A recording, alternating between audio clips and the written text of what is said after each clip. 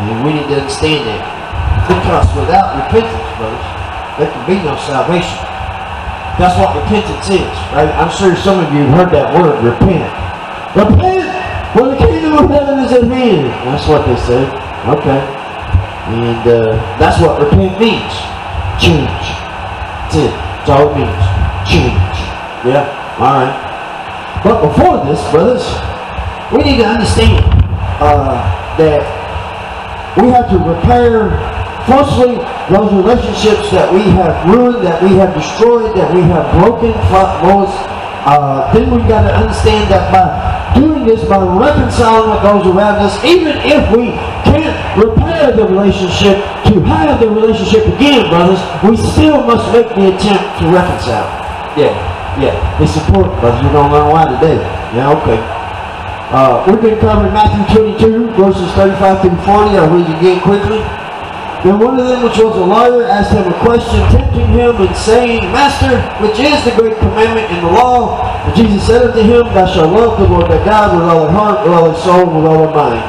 This is the first and great commandment, and the second is like unto it, Thou shalt love thy neighbor as thyself. On these two commandments hang all the law and the prophets.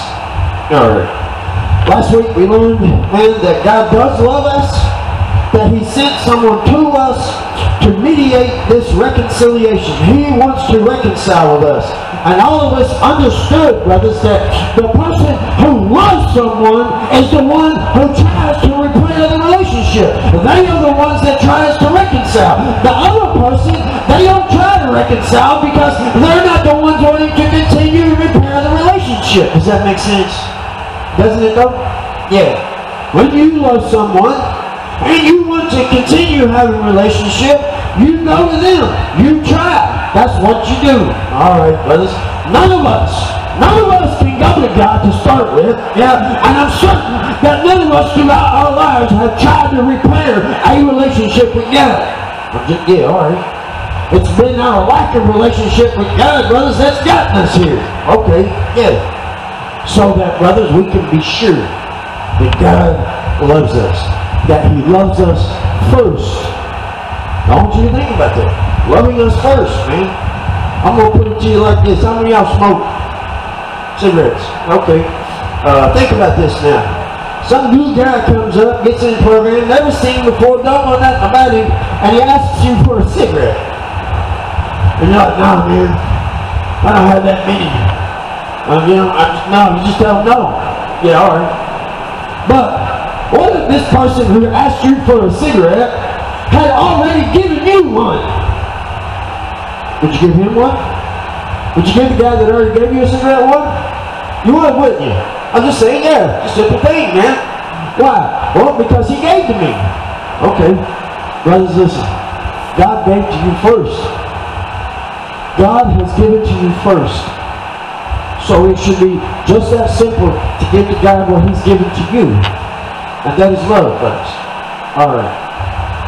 But today, brothers, we need to look at our neighbors. We need to look at our neighbors, you know. I'll be honest with you, this is not so easy. You know, it's not so easy to love your neighbors. Not at all. Because, unlike God, your neighbors have hurt you. Could have hurt you. They may be stolen from you, man. They may be went out with your girlfriend. I don't know, man. There's all kinds of things that they could have done to you. Yeah. And that makes it difficult. That makes it hard. You guys want something to eat? Yeah. We got a couple trays up here. Yeah, that makes it difficult, brothers. Let's learn this. Let's understand what Jesus says about this. Matthew chapter 5, verses 43 through 48. You have heard that it hath been said, Thou shalt love thy neighbor and hate thine enemy. But I say unto you, love your enemies, bless them that curse you, do good to them that hate you, and pray for them which despitefully use you and persecute you, that ye may be children of your Father which is in heaven, for He maketh His sun to rise on the evil and the good, and He sendeth rain on the just and on the unjust. For if you love them only which love you, what reward have you? Do not even the sinners do the same? And if ye salute your family only, What do ye more than others? Do not even the sinners do the same? Be ye therefore perfect, even as your Father which is in heaven is perfect. Oh, wait a minute now, Jesus. I can't be perfect, right? I mean, that's been my excuse. That was my excuse for a long time. I can't be perfect. Nobody can be perfect, Jesus. Only you are perfect, Jesus. Yeah, and yet Jesus tells us to be ye therefore perfect. Not just perfect, brothers, but like God. Like God. Is that even possible? Is that even possible? To be like God? I don't know, brothers. That's going to be up to you. But I can tell you this. If you don't believe it's possible, you're never going to be it. Yeah, alright. Yeah. You're defeating yourself. Right from the rip. Alright. Let's look at the beginning of this. He said, ye have heard that it hath been said, to love your neighbor and hate your enemy. Well, where did this come from? Why would he say this to these people, man? Yeah. Because, brothers, that's what was written. From the law. Yeah, that's what was written. Love your neighbors, but hate your enemies. A couple weeks ago, we learned what hate was. What is hate? It's just the absence of love, brothers. That's all it is. Just like darkness is the absence of light. If it's dark and you introduce light, it's not dark anymore, is it? Yeah. Darkness cannot overcome the light, but darkness is simply the absence of light, because when light enters into the darkness, it's not dark anymore. Okay, yeah. Same thing, brothers, with heat. Cold is the absence of heat. When heat is introduced, brothers, it's not cold anymore. You see what I'm saying? Yeah, okay. So then, hate is the absence of love. So then, what they were saying in the law was to love thy neighbors, but don't have love for your enemies. Yeah, hate's not an emotion, brothers. If you're angry at someone, or you feel malicious, or you want to get back, then even get revenge, that's not hate, man. Yeah, okay. But listen.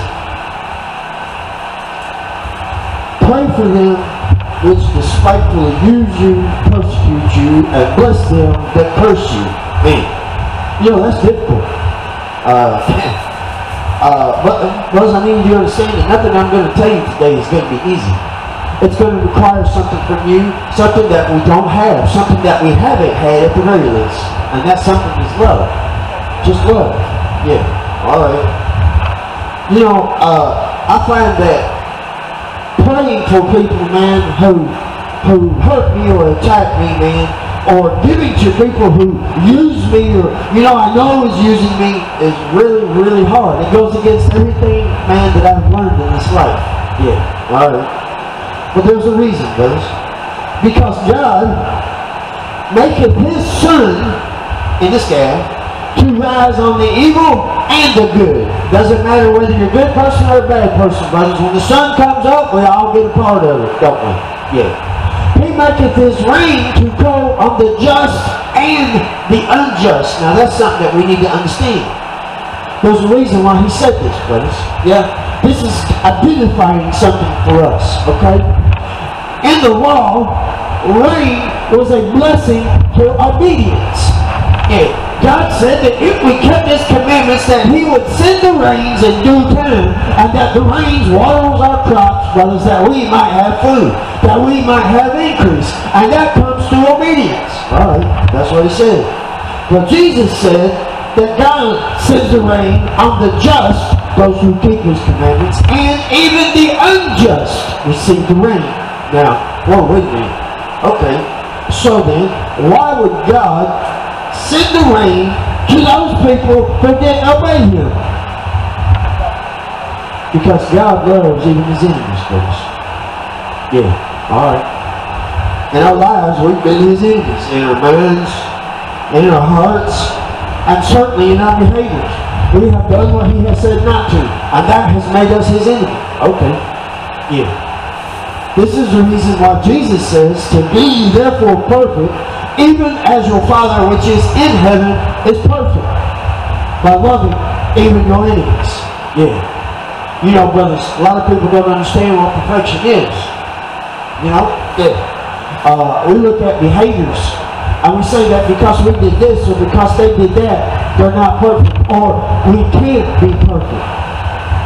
Firstly, brothers, we need to take grace into account here. What is grace? The forgiveness of sins that are past, brothers. When you accept grace, when you call on Jesus Christ, when you're willing to commit yourself to His commands, to receive Him as your King, grace. Grace. All your sin gone. Fresh slate. You're starting over, brothers. Yeah.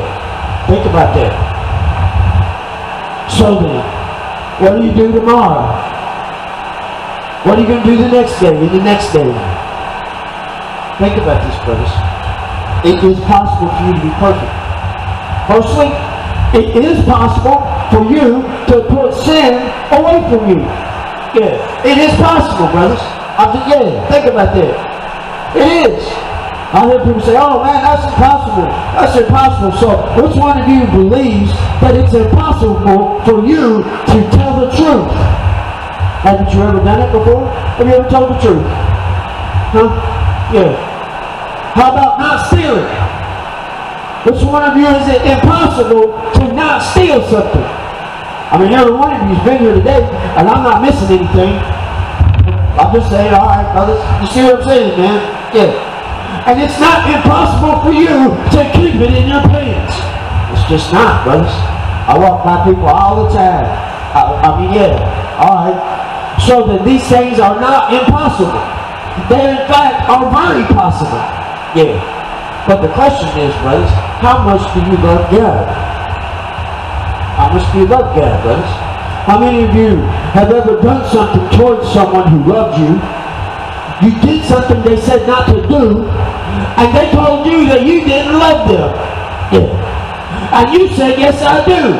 And they said, no, you don't, because if you did, you wouldn't do this to me. You ever heard that? Yeah. You think God's not saying the same thing? If you love me, why won't you do what I say? Remember, we got to love God with all of our heart, with all of our mind, and with all of our might. Brothers, we're going to learn what this is, man, because that's every step of repentance. Mind, heart, and might. Alright. So then, what is it that's going to make us perfect, brothers? One thing. Love for God. That's what will perfect us. To love God, brothers. To truly love God. That will make you perfect, brothers. No, it's not going to happen overnight. Absolutely not, brothers. No. But that doesn't mean that it cannot happen or will not happen. That choice is yours. Okay, so then, it is possible to love even our enemies. You know, one of the things that I found when I seriously committed myself to what Jesus says, when I looked at it as being possible, and I looked at it as what I was going to have to do, was I quit calling people my enemies. I quit calling people my enemies. I quit looking at people as my enemies. It takes a little humility to do that, because people still going to hurt your feelings. Yeah, they're still going to despitefully use you. They're still going to curse you and steal from you. They're still going to do these things. Yeah, but they're not my enemies. They might make themselves my enemy, but I will not make them my enemy. Do you understand, brothers? Does that make sense? That's going to help you. That's going to help you, brothers. Yeah, alright. Alright. So then, let's look at something else Jesus says that's going to help us do this. Matthew chapter 5, verses 25 through 26. Agree with thine adversary quickly, whilst thou art in the way with him, lest at any time the adversary deliver thee to the judge, and the judge deliver thee to the officer, and thou be cast into prison. Verily I say unto thee, thou shalt by no means come out till thou hast paid the last penny. Agree with thine adversary. You know what an adversary is? It's not your enemy.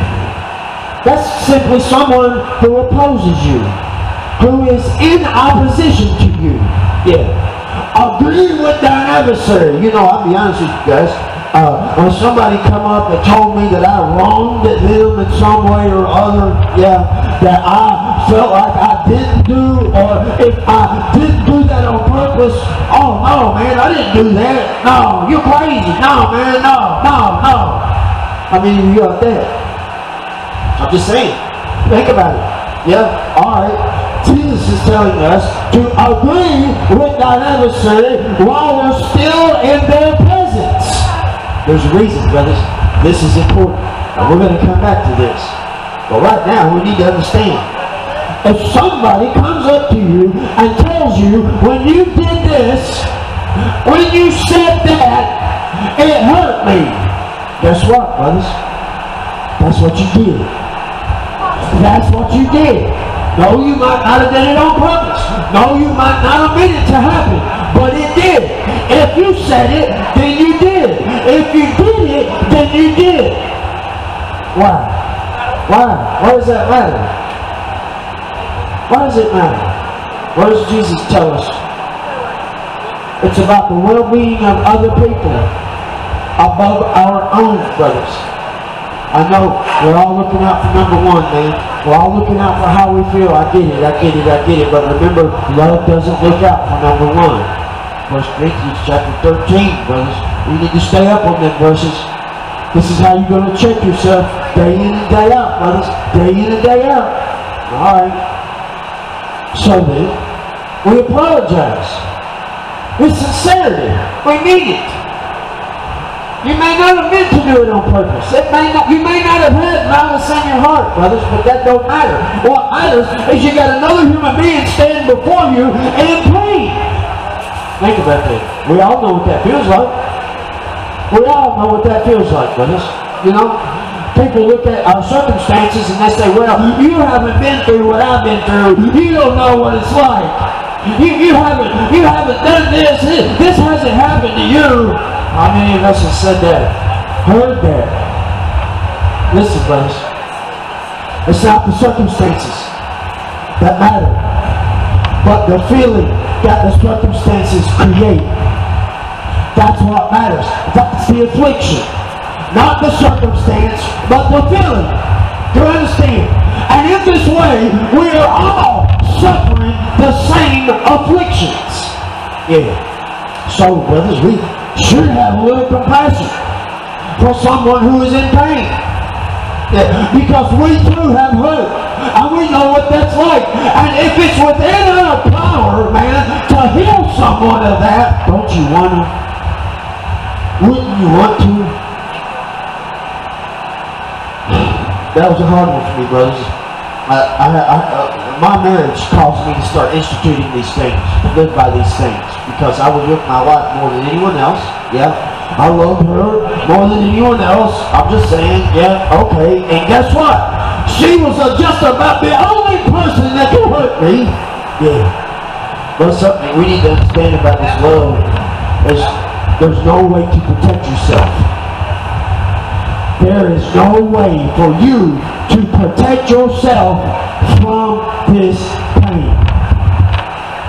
There's no armor. There's no way, brothers. If you have love for everyone, then anyone can hurt you. But, brothers, if we hold on to this love, to do these things that we're learning today, this love will also heal you. It will heal you, brothers. Yeah. Hold on to that. Alright. So then, we agree with these people. Even if we didn't mean it. Even if we didn't do it on purpose, man. You know? Yeah. And there's a reason. Because they might take us to the judge. Yeah, okay. Hold on to this judge, brothers, because we're going to understand this. This judge is going to be what it's all about. Alright.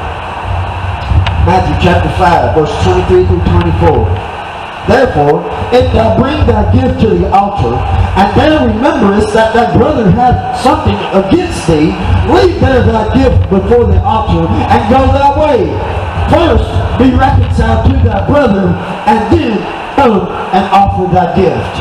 Ooh. Come to the altar, brothers, with your gift. Yeah. That's your offering to God. Yeah. That's you being obedient to God, because it's God who demands the offering, whatever it is. Yeah? Okay. And Jesus is telling us that as we come to obey God, if we remember that somebody has something against us out there, yeah, then first go and be reconciled to that person. Then come and offer that gift. Because listen, brothers, if you think that you're going to come and you're going to offer your gift to God, that you're going to begin to obey God, while this individual right here has something against you, and you refuse to reconcile with them, how are you going to love God? How are you going to be able to say that you love God? Because it's God who tells us to love our neighbors as ourselves. And it is the same love that you think you're bringing to God that would cause you to want to go and reconcile with this individual. Because if you possess that love to come to God with your offering, brothers, you will want to reconcile with this individual. That's why, brothers, it's the same love, brothers. If you truly have it, brothers, you're going to want to do these things. You, brothers, are not going to want anyone around you to legitimately have something against you. Yeah, it doesn't mean they won't have something against you, but it won't be something legitimate. At the very least, it won't be something that God says. Peter says, don't let them speak evil of you, brothers. If they speak evil of your good, happy are you. Yeah. Because now you have a reason to rejoice, because they are persecuting you because of this good work. But don't let them speak evil of your evil, brothers. Do you understand? That means don't be going around out here doing things God says not to do and give them reason to point their finger at you. It's one thing to persecute you, brothers. That is going to happen. Yeah. But don't go and give them the ammunition. Alright. So, we reconcile with those people that we know have something against us. That we know. There was a fight. There was an argument. Something took place. They told you. You understand? That's how you know. That's how you know. Alright. Go to that person first, folks. They ain't coming off your gift. But it's not enough to go to that person, folks. We need to understand how to go to that person. Because there is a way. There is a way, brothers, that we do this so that we are not in front of the judge. Yeah. Alright. Something you guys need to pay attention to, because, you know, I'm betting there's all kinds of people out there that you need to make amends with. That's what making amends means. To go and apologize, to reconcile. Yes. Alright. Listen. Matthew chapter 18, verses 15 through 17. It's important.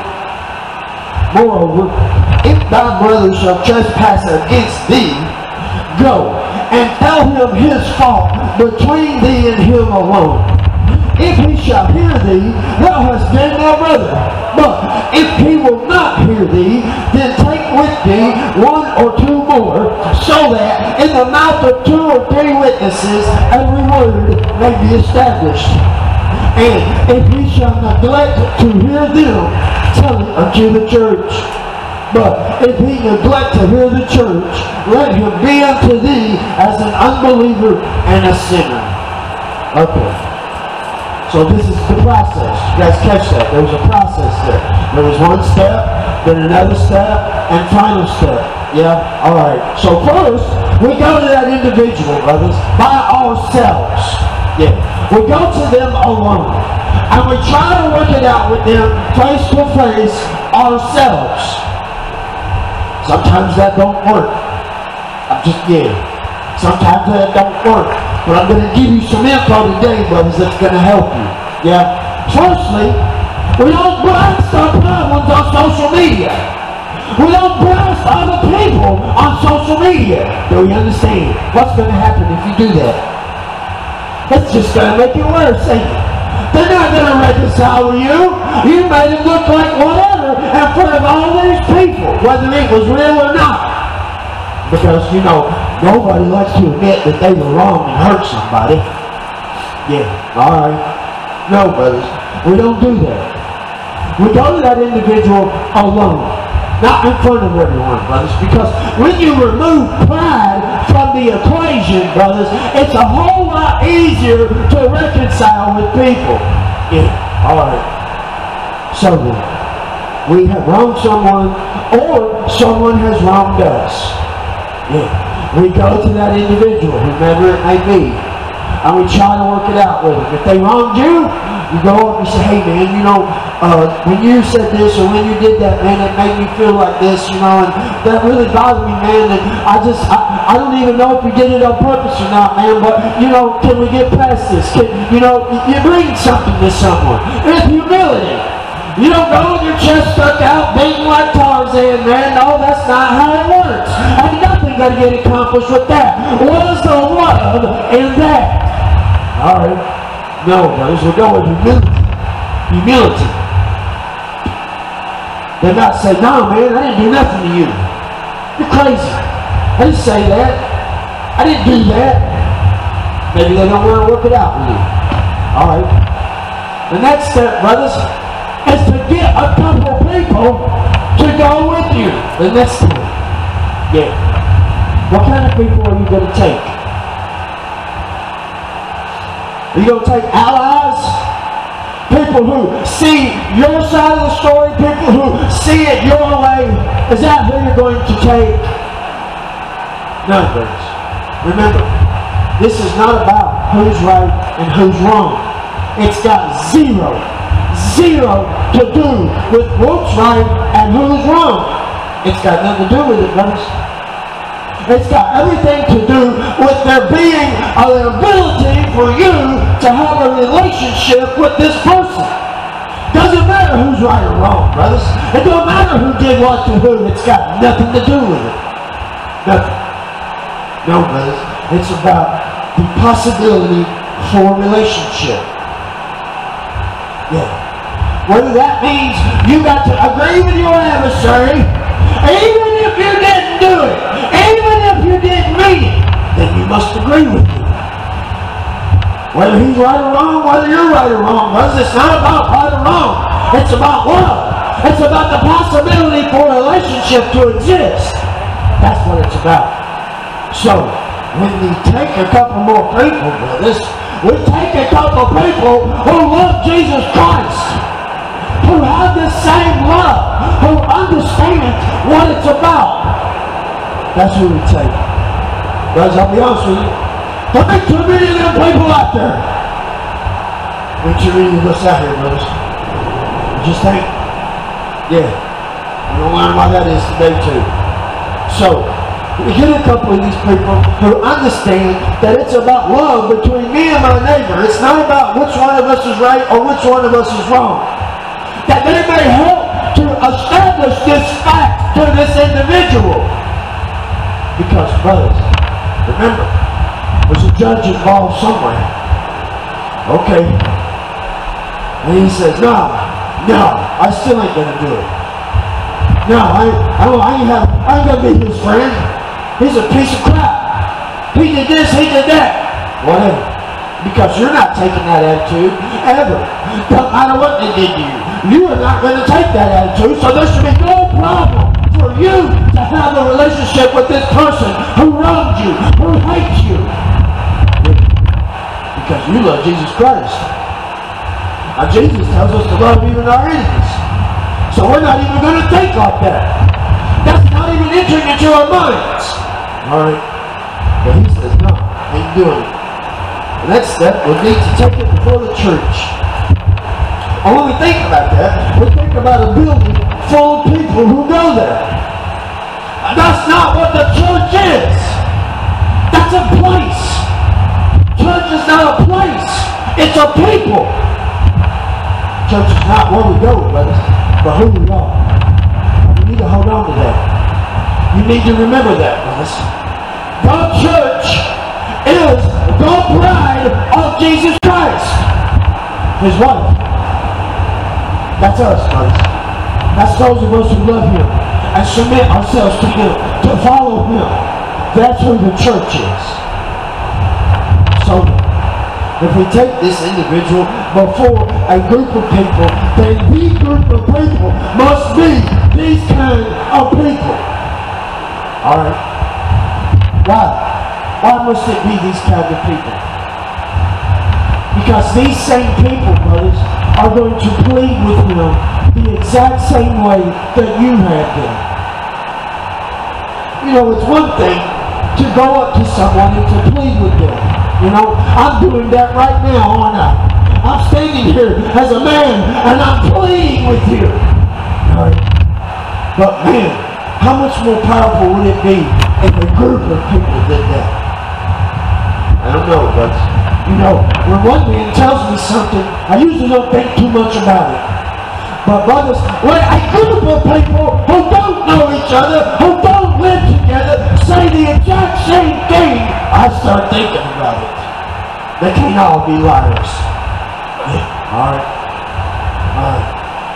And then, brothers, if he still yet refuses, then let him live on as an unbeliever, as a sinner, as someone outside of the faith. Because listen, brothers, the thing that's going to cause this to happen is going to be the faith. Do we understand? Not faith, but the faith. It's going to be the faith that produces this reconciliation. And if someone yet refuses all these people to reconcile, it is because they are an unbeliever. Because one who believes Jesus, brothers, is going to understand and remember these words. No matter how much it hurts, brothers. Listen, no matter how much it hurts, brothers, there's a reason. Let me just go ahead and tell you that reason right now. So he said, agree with thine adversary quickly whilst thou start ill in his presence, because he might take you to the judge. And then the judge will hand you over to the officer. And the officer is going to cast you into prison. Anybody been to court? Have you been to court? You ever see that guy standing up there with a badge? Yeah. Lots of times there might be several of those guys standing up there with badges. That's called the bailiff. Yeah. Guess what he does? He works for the judge. And he is going to make sure that whatever judgment is passed is going to be carried out. If that means I got to drag you away, kicking and screaming, it's going to happen. You are not going to get out of it. Alright. Brothers, we have a judge.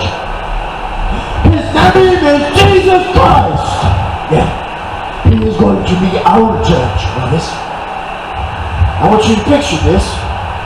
Judgment Day. There's a huge white throne, and we're standing there. And then all of a sudden, this person steps up. This person that you refuse to reconcile with steps up. Now, brothers, judgment has to be passed. Who is Jesus going to judge? And what is he going to judge upon? Do you think Jesus is going to be like Molly or Jerry Springer? You think he's going to judge on he said, she said? No, brothers. That's not how he's going to judge you. He's going to judge you on whether or not you did what he said. Yeah, that's going to be the judgment, brothers. And if you, brothers, if you refuse to reconcile with someone, that you refuse to do what Christ said, and judgment shall be passed upon you, brothers. Yeah, think about that. Oh yeah, man. Or you say, well, man, that guy, he don't know Jesus Christ. He's not a Christian. He don't know that. He ain't good. Just because he isn't today doesn't mean he won't be tomorrow. Because, brothers, let me tell you something. Jesus Christ died for every living human being on this earth. Every single one of them has a chance. I don't care what they've done. I don't care, brothers. I don't care what low, sadistic, nasty, sick thing they may have done. Jesus Christ died for them. Alright. So then, it is entirely possible that they will be standing there alongside of you on Judgment Day. You're going to take that chance, brothers? Because you refuse to do what Christ said? You're going to take that chance? This is why it's important, brothers. This is why it's important. Making amends for reconciliation, brothers. This is it. Because if you refuse, you're going to be standing there looking at Jesus saying, but Jesus, I loved you. I went to church. I even give money to that guy on the corner. He's going to look at you and he's going to say, why didn't you do what I said? He's not going to look at what you think you've done, brothers. He's going to look at what you didn't do that you said.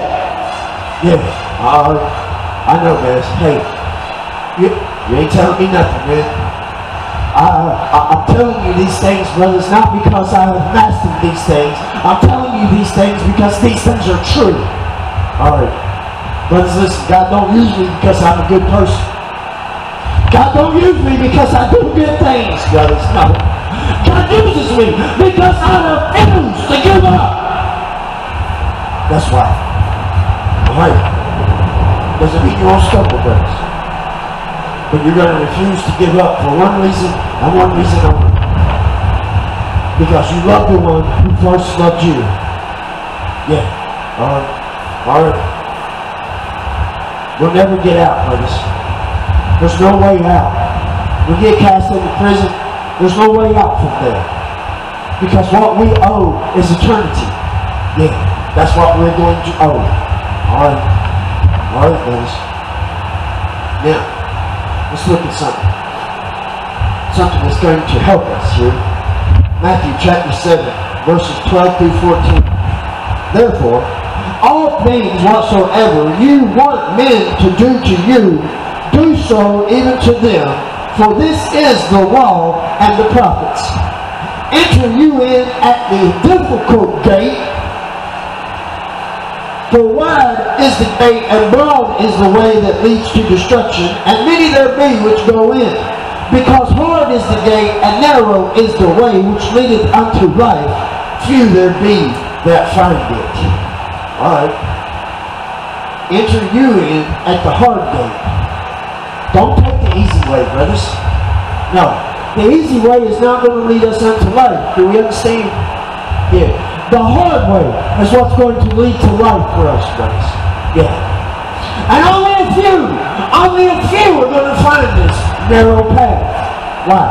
Why would only a few find it? Because I don't know about you guys, but when I was a teenager growing up, I remember statistically that 67% of this entire earth claim to Jesus Christ. 2/3. Yeah. 2/3, brothers. And yet, Jesus said, many would be on the wide avenue that leads to destruction, but only a few would be on the narrow path. So, that 1/3 that's not confessing Christ, we know that they're on the wide path. Because we know now that we must confess Christ with our mouth unto salvation. Okay? So we're looking at 2/3. Can 2/3 be on the narrow path while 1/3 is on the wide path? No. No, that's not, no, brothers. No. So, somebody's lying. Understand? Somebody ain't telling the truth, brothers. Okay. The reason was that it's a hard path to hold is because of this love. Well, understand. This is not easy. Absolutely not easy.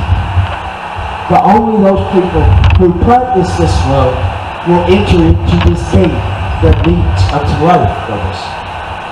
No, it's not about what's fair. It's not about what you think is right. It's not about what the world says is right, brothers. It's all about what Jesus says. Did you do what I said? That's what it's about. It might not be fair, brothers, to let somebody roll over you. I'm just saying. It might hurt. Without a doubt. It will hurt. Let me go ahead and tell you this now. Again, it is going to hurt. Yeah, alright. But brothers, we don't do it because it's fair. We don't do it, brothers, for any reason except Christ says so. Because while it might not be fair in the here and now, to us at least, brothers, the day is going to come when you're going to say, oh man, it was all worth it.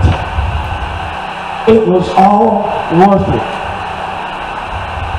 Not to mention, brothers, your lives in this world. Your lives in this world. All of you are standing here today wanting something. You're wanting something from God, aren't you? Ain't that the reason why you came? Because there's something that you want from God. Alright. Alright, brothers. How about that? How about that reason? Okay. But as I've told you before, and I'll say it again, God is not going to give you one of His promises without giving you all of His promises. Because if He keeps His promise to you, then He must keep all of His promises to you, because God is not a liar. So then, how is it then that you expect to receive of God all that God says, and you're not giving God all that He asks for? Okay, brothers. All your mind, all your heart, and all your might. This is what we got to give Him, brothers. This is part of that. As unfair and wrong as it seems, this is part of that. Because that's what the few do. That's the difference, brothers, between the many and the few.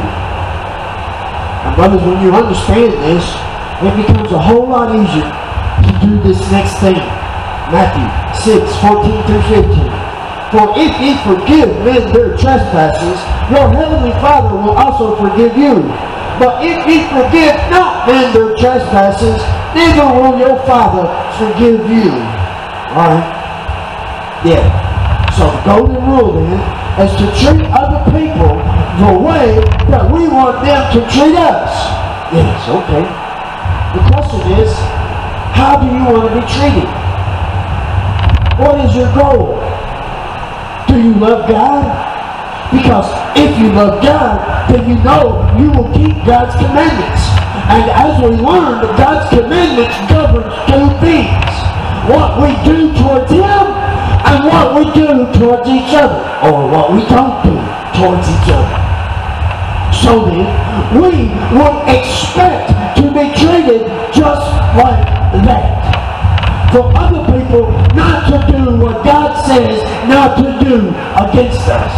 That's the way that we would expect to be treated, because this is how we are going to treat other people. That's why it's the golden rule, brothers. Yeah. Alright. So then, those things which must be forgiven, brothers, are those things in which God says, thou shalt not. Because if we expect to be forgiven of God, brothers, we must forgive those around us. Again, not an easy thing. It's not an easy thing, brothers, when you're only concerned about yourself. But when you're concerned about what Jesus says, and you understand that your salvation, your very existence hangs on this, brothers, it's a whole lot easier. It's a whole lot easier. Alright. Alright. You want to be saved? Or you just want to be free from your addiction? Which one do you want? Which one is it that you want, brothers? Think about that. Because I'm here to tell you again, brothers, Jesus Christ didn't die for your addiction. He didn't die for your substance abuse, brothers. He died for your sin. That's what He died for. And if you want to be free, brothers, this is what we need to be free from. And the way to be free from this is to come to Christ. Receive Him as your Savior. Be baptized, brothers. But not just that. You must also continue in His Word. Meaning, I no longer want to do what God says not to do. I don't want to do that anymore. I want to be free of that. Because this is how you'll be free from your addictions, brothers. If Jesus Christ is the only one with the power to change you, brothers, to turn you into a new creature, why would he come to you, to dwell within you, if you still desire to do what God says not to do? Why? It's in your heart. No man does anything unless he first desire it. Prove it to you.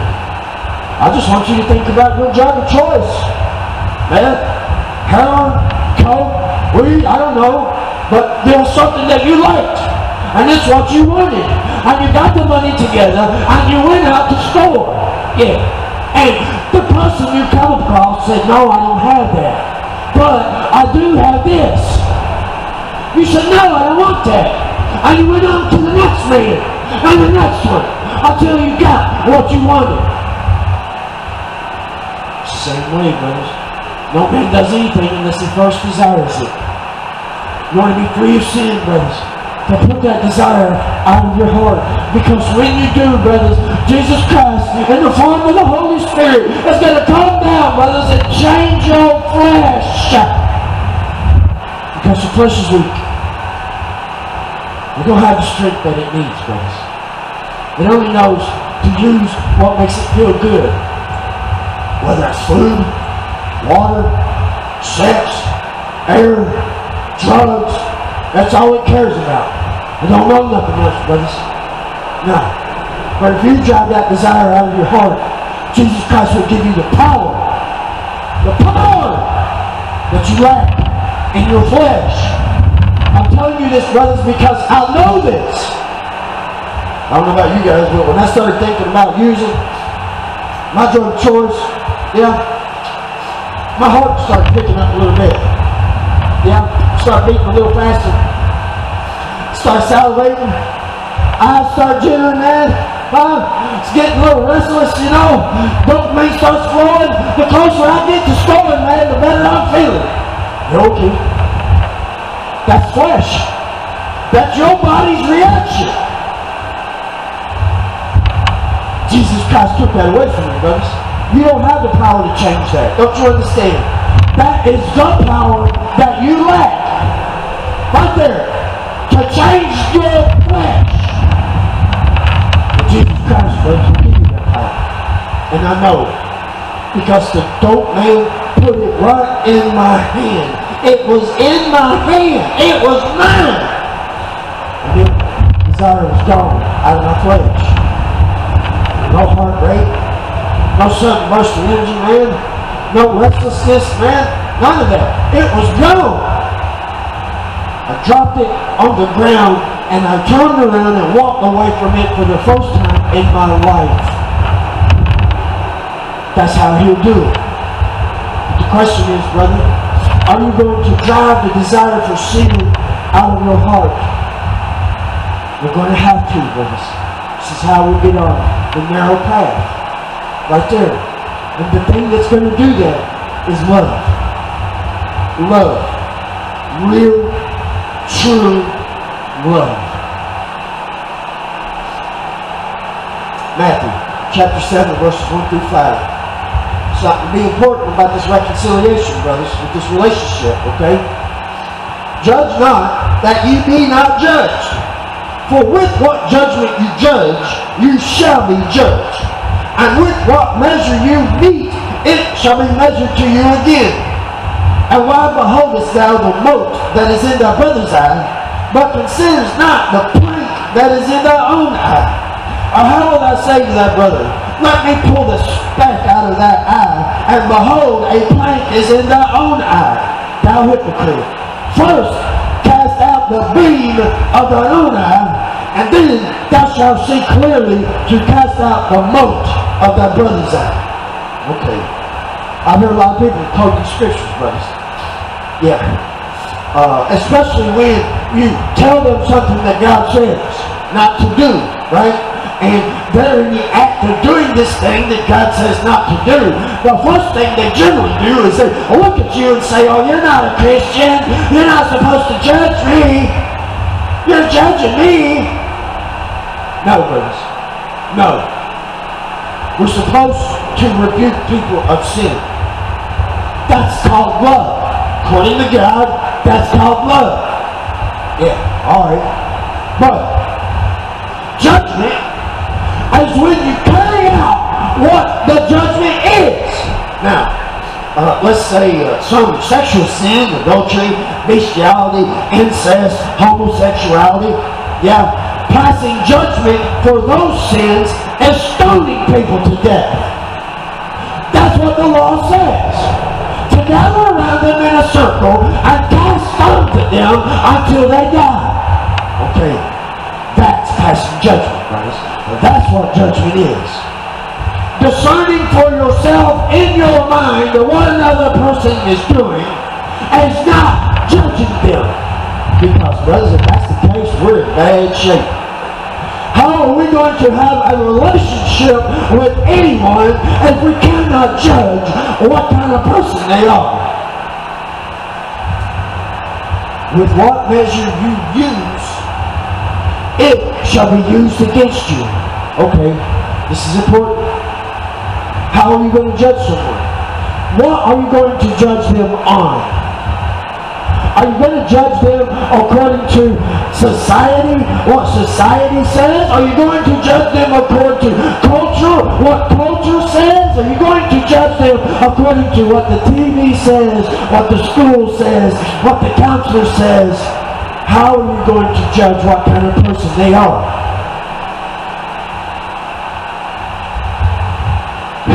If you wrote that, brothers, that this is how we're going to judge them. Because listen, every single one of us are going to be judged by the words written in this book. That's what we're going to be judged by. No escaping that. Okay? So then, if we judge other people, we judge them according to what God says. That's the measure that we use. Do you understand that? Does that make sense? If somebody tells lies, then what does that make them? A liar. Why? Because God says not to do that. You see what I'm saying? So you know that they're a liar. So then, what do you do about that? How do you handle that? Yeah, this is important. Brothers, you're going to find that there are a lot of people out there that are really, really far away from God. Even those people who Jesus says are near me with their lips, yet their hearts are far from me. Yeah, alright. You're going to find a lot of people like that. What are you going to do about it? Are you going to just be cool, turn your back on and walk away? Not say nothing maybe? Not even get involved? I mean, that seems like the best thing, doesn't it? Yeah. Cause no problems whatsoever, man. Okay.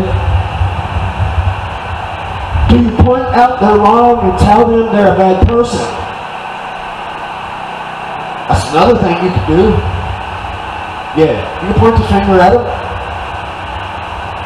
What are you going to do with this information, brothers? Because this is what's going to be done to you. This is what you need to understand. For there are none without sin, no, not one. There are none who are righteous, not one. So we're all wrong. Ain't none of us no better than the other. Okay. He said, before you can pull the plank out of someone else's eye, first you must remove the speck out of your eye. How can you see the plank in another person's eye when you have a speck in your own eye? Does that make sense? Yeah. First, remove the speck out of that eye. Then you can see clearly. What's that mean? What is the speck in my eye? What's causing me not to see clearly? My sin, brothers. This is my sin.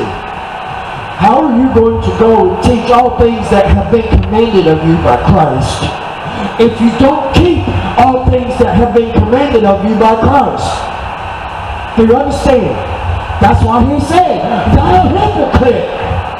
You go and teach one thing, but you live another way. Alright. Alright, brothers. I'm going to tell you something. Teaching all things that have been commanded us is something that we all have to do. And how are you going to do that if you don't practice what you preach? I don't like that saying. Practice what you preach. Yeah, I do a lot of preaching, I guess. And I don't like having to look over my shoulder, man, to make sure I'm in right. To make sure I'm not doing something that I say not to do. Yeah, brothers, this is the reason why I don't practice what I preach, but rather I preach what I practice. Does that make sense? You must first practice this, brothers. Then you preach this. If you practice it first, then it is you. And it becomes a part of you. It is your lifestyle. It is your way. You don't have to look over your shoulder. This is who you are. This is what you do. Then you share it with the people, brothers. Yeah. Then. And we don't do it with judgment. We don't do it in self-righteous judgment. No, that's not how we do it. We don't point our fingers at people because we no longer do these things. That's not it. No. Jesus Christ did not come to condemn the world, brothers, but to save the world. We're not out to make people wrong. We're out to make people right. That's it. That's what forgiveness does, brothers. Yeah. Condemnation says, oh, you're a sinner. You're never going to change. How many of y'all heard that? Oh, he'll never change. He'll never get sober. He'll go right back to jail. Some other thing like that. Alright. That's called condemnation, brothers. Where's the hope in that? No. Forgiveness, brother, says you can be better tomorrow despite what you did today. That's forgiveness, brothers. That's how you encourage someone. This is the way that we judge people. Do we understand? This is how we carry it out. We don't turn our backs on them. We love them. And we try to help them, exalt them, to know and show them the better way. The better way, brothers. And then this is what's going to happen for you. Brothers, whether you understand this or not, this is what's happening to you right now. Right now. This is what's happening to you, brothers. Someone is trying to show you the better way, telling you that you can be forgiven despite whatever it is that you have done, whoever you have been, whatever you have been, you can become a new person. John 13, verse 34 through 35. A new commandment I give unto you, that you love one another as I have loved you, that ye also love one another. By this shall all men know that you are my disciples, if you have loved one to another. Alright? Alright, guys. You know, once we bring ourselves to a point, brothers, where we drive the desire for sin out of our hearts, man, and Christ comes to dwell with us, and He starts lifting us up, brothers, and giving us the strength that we didn't have before. Things are going to change. Yeah. Then we're going to need to start confessing to other people. Testimony. That's what your testimony is. Well, man, you know, I was a low-life eating, hormone junkie, man, and, you know, I heard this guy, he said that he called on Jesus Christ to remove the desire from him, man, and he said that if I remove the desire from sin from my heart, that Jesus Christ would come and save me, man, and I did, and He did. That's testimony. Alright? That's what we tell people. Because, hey, look, man, I've been at this 25 years now. I've been at this book 25 years now. And I still don't know it all. It's not about being a preacher, brothers. It's not about knowing the Word of God in and out. That's not what it's about. It's about witnessing to other people what Jesus did for you. That's what it's about. Alright? These things, brothers, these hard things, loving your enemy, blessing them that curse you, praying praying for those who despitefully use you, brothers. Reconciling with those who have wronged you and harmed you, brothers. Going to people who have wronged you to reconcile with them first. Yeah, these are hard things. But by this shall all men know that you are my disciples. Because, brothers, listen. But nobody else going to do these things. And nobody else going to do these things in this world, brothers. Because there's no reason to. Remember, the wisdom of this world is foolishness to God. And the wisdom of God is foolishness to this world. Yeah. People would call you soft. They'd call you weak. They'd call you a fool for doing these things, wouldn't they? Wouldn't they? Yeah. Except maybe if you witness Jesus Christ. And then, when they saw you doing these impossible things, these things that nobody can do, what are they going to believe about you? Oh man, that guy's real. That guy's real. Hey man, you know, I have this question, man. I read the Bible one time, man. It said this, Adam and Eve, and Cain took a wife and he went, so how did he do that if they were the only people? I'm just saying. Why would they ask you? Because they believe that you're real. And they just might listen to what you have to say. Yeah, they just might listen, please. Listen, you must have fruit, and your fruit must remain. That fruit, brothers, is going to be those people who started looking at Jesus because of what you said, because of what you did. Alright. Will they listen to you? Will you give them the truth? Will you help them? Because if you don't give them the truth, they're not going to make it. They don't know how to make it if you don't give them the truth. Alright? Alright? By this shall all men know that you are my disciples. That you have love one for another. This is love, brothers. This is conditional of love. If we don't do these things, it is because we do not love. Not enough. Not with all my heart. Not with all my mind. And certainly not with all my might. Because if I did, I would do these things. Because I am capable of these things. If I overcome what I think and I overcome how I feel, then my might will cause me to do this thing. Do we understand? Alright. Yeah. Yeah, man. Brothers, I know these things are not easy. And I realize they fly against everything society teaches us. Trust me, I did 59 months in the penitentiary, brothers. And there's nothing in here, brothers, that I would have done in the penitentiary. Nothing. Yeah. I certainly went up tried to reconcile with people who wronged me, brothers. And I certainly wouldn't go to somebody that I knew that I wronged to tell them that I was wrong. No, these things are not going to happen. Yeah. I'm not going to agree with anybody who opposes me, man. Yeah, absolutely not. That's not who we are anymore, brothers. That is not who we are anymore. Now we are new. New creatures. New creations, brothers. Yeah, new. And this is the love that we practice in this newness of life. In this freedom. From our sin, from our flesh, from our addictions, from this world. But this world is fixing to turn into a really bad place. Oh yeah. It's on the way, brothers. Make no mistake. And there's going to be no escaping it. There's going to be no escaping it for anyone, brothers. Yeah.